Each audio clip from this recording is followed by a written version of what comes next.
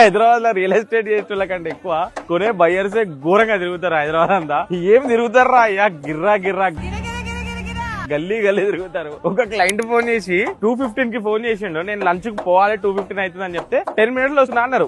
ఏ ఊరు నుంచి వస్తున్నారు? రావిర్యాల నుంచి కూడా 12 నిమిషాలు, 4:30కి వచ్చిళ్ళు. టైం సెన్స్ లేకపోతే షోకేస్ లో బొమ్మకి మనిషికి తేడా ఏముంటుందయా? 4:30 వరకు ఏం చేసిందంటే గ్యాప్ లో వస్తాంటే 9 ప్రాజెక్టులు చూసి వచ్చిర్రు.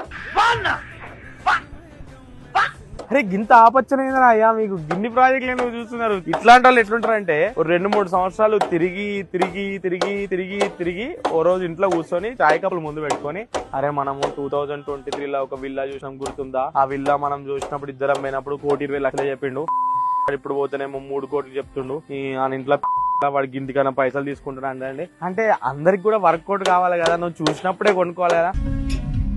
అంటే మేడం వచ్చింది, సార్ వచ్చిర్రు, 2023లో సార్ వచ్చిండు, రెండు కూర్చోండి అన్న టీవీ ఇవ్వండి. 2025లో మేడం వస్తుంది, 2027లో మేడం వాళ్ళ కొడుకు వస్తాడని చెప్పి మీకోసం ప్రైజ్లు అట్లే ఉంచుతారు. తిరిగి తిరిగి ఆగం కాకుర్రి, ఏదో ప్రాజెక్ట్ మంచిగా చూసుకొని మీ రిక్వైర్మెంట్ మంచిగా పెన్ను పేపర్ తీసుకొని నోట్ డౌన్ చేసుకోర్రి.